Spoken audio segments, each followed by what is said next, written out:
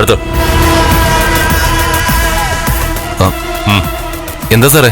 എന്താണെന്ന് അറിഞ്ഞാലേ നീ ഇങ്ങോട്ട് ഇറങ്ങത്തുള്ളോ? മര്യാദക്ക് ഇറങ്ങി വേടാ. സാറേ, ഞാൻ പോലീസ് സ്റ്റേഷനിലേക്ക് വരണമെങ്കിൽ സാറിന്റെ വണ്ടിയുടെ പിന്നാലെ വന്നോളാം.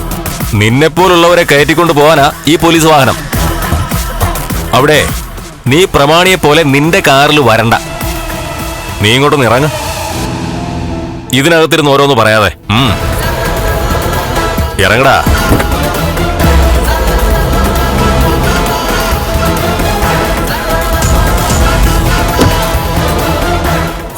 എന്താ സാറേ കാര്യം?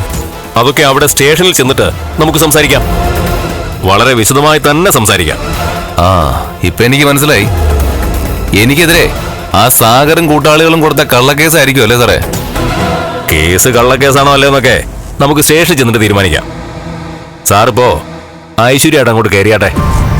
സാറേ, അറിഞ്ഞുകൊണ്ട് ഞാൻ ഒരു തെറ്റും ചെയ്തിട്ടില്ല. അറിയാതെ ചെയ്താലും തെറ്റ് തന്നെയാ. കയ്യബദ്ധം പറ്റി ഒരാളെ കൊന്നു കഴിഞ്ഞാൽ അയാൾ കൊലയാളിയാ. അല്ലാതെ കോടതിയുടെ മുമ്പിൽ പോയിട്ട് ഒരബദ്ധം പറ്റിപ്പോയി എന്നൊക്കെ പറഞ്ഞാലേ മനഃപൂർവ്വമല്ലാത്ത നരഹത്യാണെന്ന് പറഞ്ഞ് കോടതി കേസൊന്നും തള്ളിക്കളയില്ല. അത് ചില ആക്സിഡന്റ് കേസുകളിൽ മാത്രം സംഭവിക്കുന്നതാ. അല്ലാതെ നീ ഒരുത്തന്റെ നെഞ്ചത്ത് കത്തിയെടുത്ത് കുത്തിയിട്ട് അത് അബദ്ധമാണെന്ന് പറഞ്ഞാലേ ഒരിക്കലും ഒരു കോടതിയും അത് കേൾക്കത്തില്ല. സാറേ, എനിക്കെതിരെ ആരാ സാറേ പരാതി തന്നത്? കേസ് തന്നത് ആരാണെന്നൊക്കെ നീ ഇപ്പോ പറഞ്ഞല്ലോ. ഇനിയിപ്പോ അതിനപ്പുറം നിനക്ക് എന്തെങ്കിലുമൊക്കെ അറിയണമെങ്കിൽ നീ എനിക്കൊപ്പം സ്റ്റേഷൻ വരെ വന്നേ പറ്റൂ. കേറ് സാറേ. കേറടാ അങ്ങോട്ട്. സാറേ, കേറ്. 6 അടി നീളമോ അതിനൊത്ത വണ്ണമുള്ളവനാ. ചിലപ്പോഴേ വഴുതി പൊക്കളയും. കേറടാ സാറേ. ഞാൻ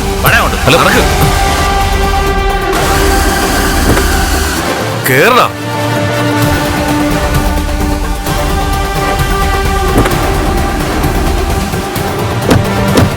സാറേ, എന്നെ പോലുള്ളവരെ പോലീസ് വാഹനത്തിൽ ഇരുത്തിക്കൊണ്ട് പോകാന്ന് പറഞ്ഞാൽ അത് കുറച്ചിലല്ലേ സാറേ?